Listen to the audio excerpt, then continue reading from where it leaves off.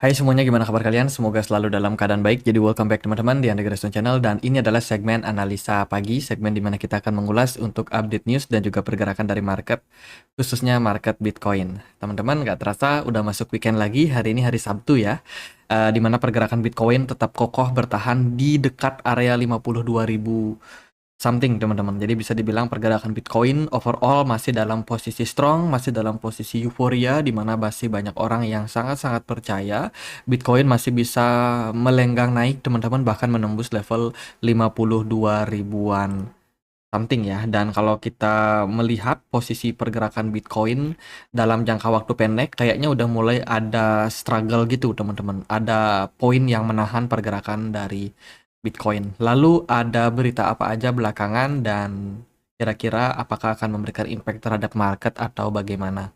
Jadi teman-teman, berita cukup random kalau aku perhatikan ya. Pertama kita mulai dulu pembahasannya dari kalender ekonomi.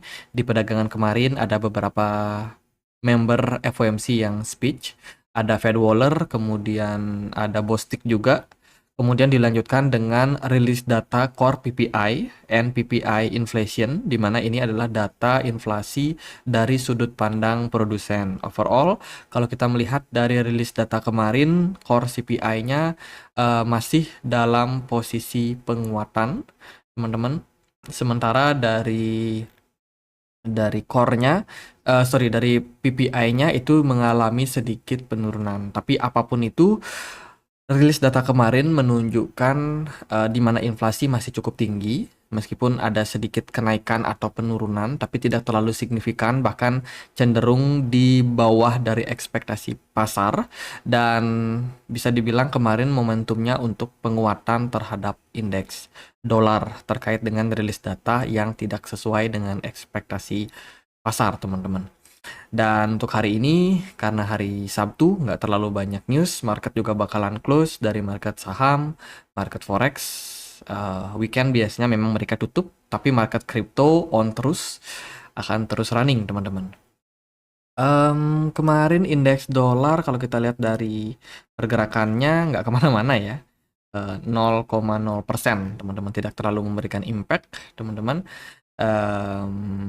Ya, ada sedikit potensial untuk korektif yang mungkin bisa terjadi pada indeks dolar. Terus kalau kita perhatikan juga dari beberapa sentimen pada market, yang pertama adalah Celsius. Ini baru aja mengumumkan bahwa mereka ternyata sudah melikuidasi sekitar 2 miliar US dollar aset berupa kripto mereka. Jadi ini beritanya dimulai, ya ini ya, Celsius adalah perusahaan simpan pinjam yang bangkrut, yang mengajukan kebangkrutan di tahun 2022. Dikabarkan mereka pelan-pelan melikuidasi aset mereka pada Januari, the end of January, berarti di akhir Januari mereka sudah melakukan penjualan dan masih akan terus melakukan distribusi barang. Ya, jadi aset-aset yang dia punya itu berupa Bitcoin, Ethereum, dan juga kripto yang lain, teman-teman. Jadi sementara mereka sudah melakukan penjualan sejak akhir Januari kemarin. Tapi penjualan yang mereka lakukan tidak terlalu memberikan dampak yang signifikan terhadap market ya. Justru Bitcoin meledak terus teman-teman harganya ketika di Januari kemarin. Januari akhir ini mungkin bertepatan dengan fund-nya Grayscale. Ya, pergerakan Bitcoin justru mencapai level bottom-nya dan akhirnya rally, teman-teman. Naik signifikan, bahkan melampaui level yang ditembus di kisaran Januari tanggal 10 kemarin. Tidak terlalu berdampak ternyata penjualan dari Celsius. Kemudian ini ada sentimen sih sebenarnya dari BlackRock yang telah berhasil mengumpulkan teman-teman lebih banyak Bitcoin lagi ya, sampai 6,1 miliar US dollar berupa Bitcoin, teman-teman, atau sekitar 116.000 Bitcoin ya sudah berhasil dikumpulkan oleh BlackRock. Dan di saat penjualan terus dilakukan oleh oleh Grayscale, justru ada perusahaan hedge fund yang punya dana untuk melakukan pembelian, teman-teman. Jadi menurut GM, nah GM ini adalah siapa nih orangnya, teman-teman? Jadi ya itulah someone lah, teman-teman, seseorang bernama GM Dia mengatakan bahwa jangan jual Bitcoin Anda ke Larry Fink. Larry Fink ini adalah founder dari BlackRock ya. Dan bla bla bla bla bla. Ini adalah sebuah berawal dari sebuah tweet yang mana asumsinya adalah ketika kita melakukan penjualan pada Bitcoin itu justru bikin Larry Fink seneng karena dia dapat harga murah teman-teman. Apalagi kasus sekarang Bitcoin masih dalam track yang sangat baik ya, di mana bull run itu masih akan berpeluang terjadi sampai 2024 atau 2025 nanti. Jadi kita berada di fase-fase early. Hari ini masih Februari, teman-teman masih ada beberapa bulan ke depan sampai akhirnya di akhir tahun, atau mungkin kalau kita bisa melihat trennya masih bagus, bisa jadi bull run akan lanjut naik sampai 2025. Itu kurang lebih. Kemudian kita lihat dari berita yang lain, ini ada terkait dengan postingan dari salah satu member dari CryptoQuant yang melihat posisi saat ini inflow terus terjadi pada pergerakan Bitcoin, khususnya datang dari hedge fund yang menawarkan ETF Bitcoin. Jadi perusahaan-perusahaan manajer investasi yang sudah approve terkait dengan ETF Bitcoin itu terus dan masih terus melakukan akumulasi. Artinya melakukan akumulasi adalah ada retail yang beli ya sehingga mereka punya duit. Nah, duitnya itu dipakai buat membeli aset berupa Bitcoin, teman-teman. That's why pergerakan Bitcoin dan indeks dari Bitcoin dominance itu terus mengalami tren kenaikan. Sementara itu, kalau kita lihat dari inflow masih cenderung baik ya, di mana memang adopsi pada Bitcoin itu terus mengalami tren kenaikan, teman-teman, dan hanya dalam waktu beberapa bulan saja Bitcoin sudah mengalami kenaikan yang lumayan signifikan setelah penurunan yang terjadi sebelumnya. Dan juga dari Grayscale sendiri, penjualannya justru makin lama makin turun, teman-teman. Wah, kita mikir nih, ada apa? Kenapa Grayscale terjadi penurunan terhadap penjualan yang mereka lakukan? Padahal harga Bitcoin kan makin lama makin naik ya. Jadi ini ada something yang menurut saya berdampak cukup positif terhadap kekuatan dari market saat ini. Kemudian baru aja Ethiopia itu melalui Ethiopia Investing Holding melakukan penandatanganan untuk memorandum terkait dengan investasi yang masuk ke negara mereka. Jadi untuk teman-teman ketahui, beberapa hari kemarin ada berita terkait dengan China yang pengen untuk melakukan ekspansi terkait dengan crypto mining di sana ya. Jadi pemerintahan Cina itu kan tidak terlalu terbuka terhadap kripto, tidak terlalu ramah lah terhadap kripto.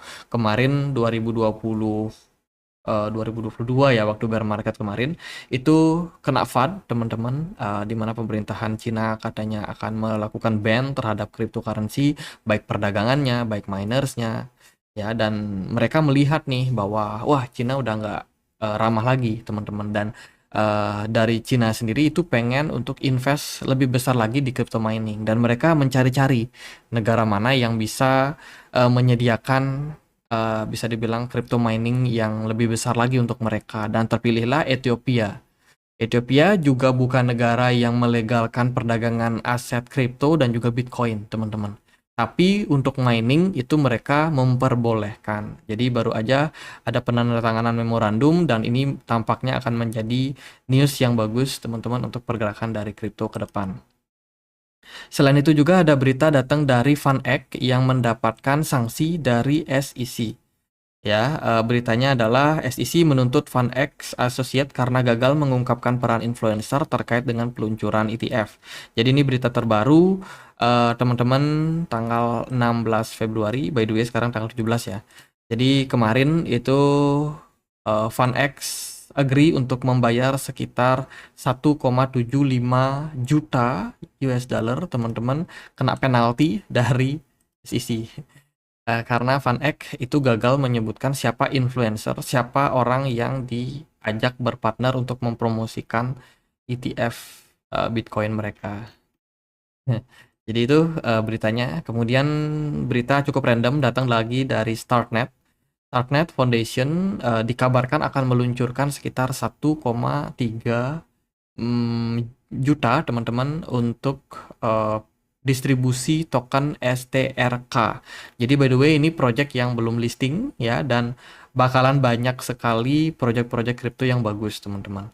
Jadi Starknet itu adalah salah satu layer kedua dari Ethereum yang dikabarkan memang bakalan listing ya. Jadi mereka akan membagikan likuidasi mereka ke market, melakukan distribusi yang diprediksi akan ada di 20 tanggal 20 bulan Februari. Jadi 3 hari ke depan akan ada distribusi barang sebelum akhirnya mereka bisa listing nanti di beberapa exchange. Jadi ini salah satu poin yang cukup menarik untuk kedepannya untuk project Starknet. Banyak yang kecewa katanya Starknet kalau ngasih airdrop itu harus staking Ethereum.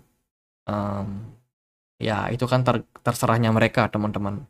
Jadi bukan kewenangan kita ya, namanya juga mereka mencari keuntungan juga kan. Jadi ya itu. Kemudian berita datang dari giant teknologi atau Telkom, teman-teman, bernama Telefonica, baru aja berpartner sama Chainlink. Tujuannya adalah untuk meningkatkan security terkait dengan keterhubungan antara Web3 dan juga SIM card. Ya, jadi mengajak partner Chainlink. Kayaknya narasi seperti ini tuh mirip seperti narasinya apa tuh proyeknya kemarin ya. Saya lupa dari China itu loh teman-teman. Jadi telco China kerjasama sama ya salah satu perusahaan blockchain lah dengan pengembangan SIM card teman-teman. Nanti kita akan spill kalau ingat teman-teman. Jadi terlalu banyak yang harus diingat.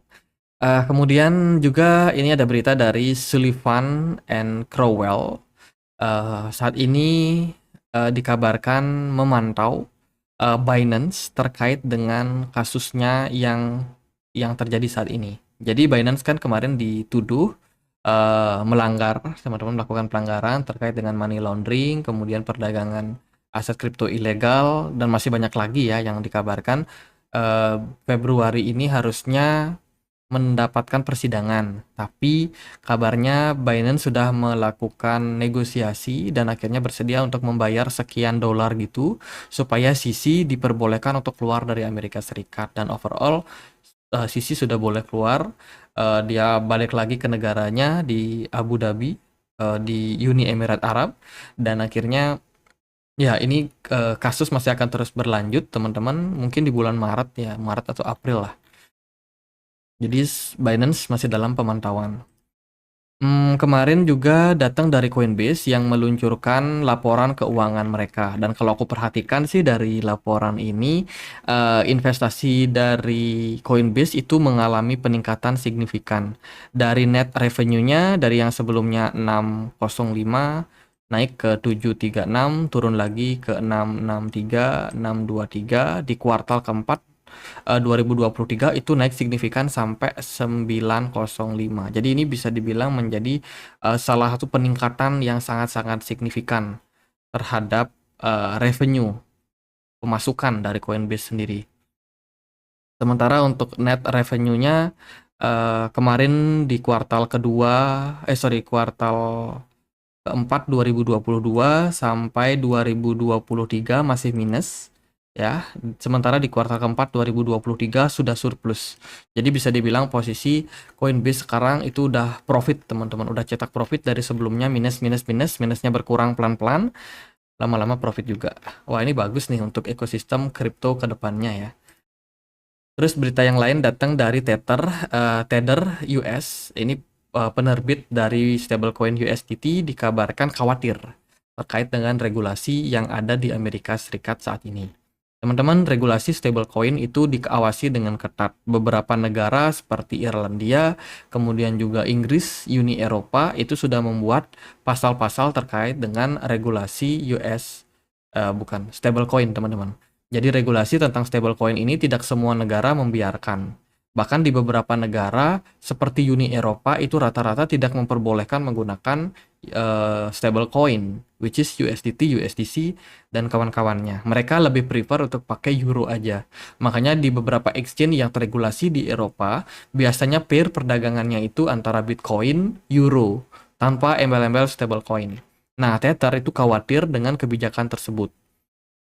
Dan tentunya mereka akan mengambil langkah-langkah bagaimana caranya supaya stablecoin milik mereka ini bisa tetap survive. Apalagi regulator Amerika Serikat juga terkenal cukup ketat dalam pengawasan dari stablecoin ini. Ya, kita tunggu aja kelanjutannya seperti apa. Kemudian berita datang dari Jupiter. Jupiter perusahaan investasi ya, ini tidak ada hubungannya sama Jupiter token yang baru listing kemarin. Nah, dikabarkan mereka baru aja menarik kembali investasi atau rencana investasi mereka. Teman-teman, Jupiter Compliance Department Block, it is investment team from holding a cryptocurrency exchange trade product. Jadi terkait dengan masalah dari Iris. Iris ini Irlandia, teman-teman. Jadi masalah dari regulasi yang ada di Irlandia dan juga di uh, Eropa ya, teman-teman.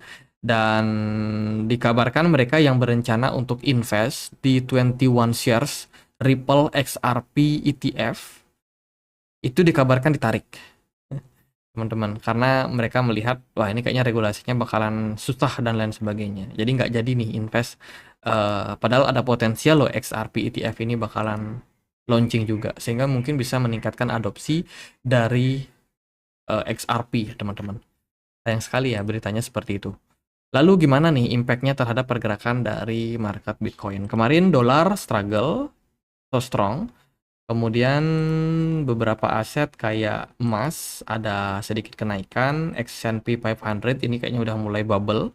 Teman-teman, ada potensial koreksi jangka pendek ya. Setelah itu Bitcoin kembali klaim level 52.000. Ada beberapa koreksi yang sempat terjadi pada Bitcoin tapi nggak berlangsung lama, Bitcoin at the end balik lagi. Dari segi pergerakan secara teknikal pergerakan Bitcoin ini masih dalam tren bullish, bergerak dalam ascending channel, teman-teman, dengan smart money yang masih sangat-sangat tinggi. Volume perdagangannya juga masih terbilang tinggi, tapi aku perhatikan ada penurunan. Mungkin karena weekend ya. Kemudian BTC Dominance masih sangat-sangat mendominasi. Beberapa altcoin kemarin dapat sentimen yang sangat-sangat baik kayak Kaspa, kemudian GRT, AGIX, WLD aku perhatikan juga ngepump signifikan. Sementara ada beberapa aset kripto yang sepertinya udah mulai korektif kayak Render yang kemarin sempat mengalami tren kenaikan yang bagus, Cardano yang sebelumnya di 0,6 udah mulai koreksi tipis, teman-teman. Oh, Matic juga kemarin bagus ya. Matic, Arbitrum, Optimism, pokoknya layer kedua dari Ethereum itu dapat sentimen bagus terkait dengan menjelangnya upgrade Ethereum dan kan upgrade. Itu memberikan impact yang bagus buat layer kedua Ethereum. Sementara Bitcoin masih sideways, teman-teman. Jadi ini masih menjadi posisi yang cukup krusial pada Bitcoin. Di time frame daily, kemarin Bitcoin closing dengan satu doji, maybe kita bilang ini doji. Ya, doji itu tanda ambigu, teman-teman. Market kemungkinan ambigu, apalagi dia lagi berada dalam posisi resistance. Beberapa trader yang udah merasa cuan, udah cukup, ada yang udah mulai taking profit, ada juga mereka yang masih melihat, wah ini harga masih murah dan masih bisa naik, masih bisa melakukan akumulasi. Jadi ada mix sih yang terjadi pada market overall. Dan kalau saya sih melihat posisi sekarang, tinggal menunggu aja apakah Bitcoin masih bakalan lanjut rally, lanjut bullish lagi di area-area sekarang, atau justru akan membuat korektif pattern dulu, teman-teman, atau akan membuat fase koreksi. Jadi ada dua kemungkinan. Andai kata pergerakan Bitcoin mampu menembus level 52 ribuan something, mungkin dia naik ke 54.000, kalau dia bisa close di atas level tersebut, maka itu bisa menjadi momentum yang bagus untuk pergerakan bullish berikutnya pada Bitcoin. Akan tetapi kalau ternyata pergerakan Bitcoin gagal, teman-teman, dan Bitcoin justru malah kena reject di level tersebut, di level 52 ribuan something ini, maka akan ada potensial untuk Bitcoin melanjutkan fase koreksinya. Kemanapun itu masih belum jelas arahnya, tapi overall smart money masih sangat-sangat baik kalau aku perhatikan di time frame daily-nya. Sementara kalau kita lihat di time frame 4 jam, pergerakan Bitcoin ini sudah mulai struggle dalam beberapa hari terakhir. Volume perdagangannya lumayan bagus dan pergerakan Bitcoin cukup flat ya. Naik turun, naik turun, naik turun di level itu terus. Dari MACD dalam posisi merah potensial korektif. Kemudian kalau kita perhatikan di time frame yang lebih kecil, pergerakan Bitcoin di time frame 1 jam ini menunjukkan adanya penurunan aktivitas smart money yang semakin lama semakin berkurang. Teman-teman, kalau kita perhatikan memang smart money sudah membanjiri Bitcoin ketika pergerakannya berada di kisaran level 45.000. Waktu itu ada adopsi yang besar terhadap ETF Bitcoin sehingga membuat inflow yang terjadi pada market cenderung signifikan. Bitcoin ditendang naik sampai 52 ribuan something. Dan sekarang sepertinya udah mulai banyak yang melakukan pengurangan posisi atau mungkin pengurangan aktivitas terhadap perdagangan mereka. Entah itu mereka pindahkan ke hard wallet untuk di hold, tapi yang pasti adalah smart money-nya, aktivitas dari smart money sudah mengalami penurunan di level-level ini. Jadi masih akan sangat misteri. Apakah pergerakan Bitcoin akan kereject di level 52.000 ini, 52.000 ini, atau justru pergerakan Bitcoin hanya sideways sebentar sebelum akhirnya kembali melanjutkan fase kenaikan berikutnya. Jadi buat teman-teman yang mungkin masih pengen masuk ke market, ya itu teman-teman posisinya sekarang Bitcoin lagi bullish. Kalau berani masuk, ya nggak masalah sih sebenarnya, karena kan bull run juga masih agak jauh teman-teman, masih cukup lama. Tapi kalau yang pengen dapatin harga murah, ya itu resikonya teman-teman berpotensi untuk ketinggalan. Tapi ya apapun itu, keputusan kan tetap di tangan kalian sendiri ya. Kalau kita perhatikan sih dari MACD, di time frame weekly-nya ini dalam jangka waktu panjang masih akan sangat-sangat positif untuk Bitcoin. Mungkin koreksi-koreksi jangka pendek berpeluang terjadi. Tapi kalau kita melihat pada spektrum jangka panjangnya, ini masih sangat-sangat baik sih untuk posisi sekarang. Paling kalau aku bisa kasih pendapat altcoin. Ya, Bitcoin udah naik lumayan tinggi, tapi altcoin rata-rata masih belum terlalu. GRT kemarin mulai menguat, Matic juga udah mulai naik ya teman-teman. Polkadot ya masih oke kalau teman-teman mau lirik Polkadot. Cardano juga overall ya oke-oke aja, nggak ada masalah. Injektif ini lagi dalam tahap koreksi, dia bergerak sideways, korektif teman-teman. Mungkin nanti momentumnya kalau udah mulai murah, teman-teman bisa untuk ambil barang. Aku juga lagi perhatiin Manta. Ya, Manta itu udah kemarin sempat naik signifikan, modular blockchain-nya Ethereum, boleh teman-teman pantau juga. Itu si Manta, saya rasa masih punya peluang untuk kedepannya, mumpung dia lagi dalam tahap koreksi. Oke gitu aja paling buat pembahasan kali ini. Semoga videonya bisa bermanfaat, dan bila mana ada pertanyaan lain, ada koin lain buat dibahas, bisa banget tulis di kolom komentar channel YouTube ini. Kita juga ada komunitas diskusi di Telegram, tempat aku untuk update berita-berita terbaru tentang market kripto. Jadi gitu aja, semoga video kali ini bisa bermanfaat. Akhir kata saya Andri, makasih.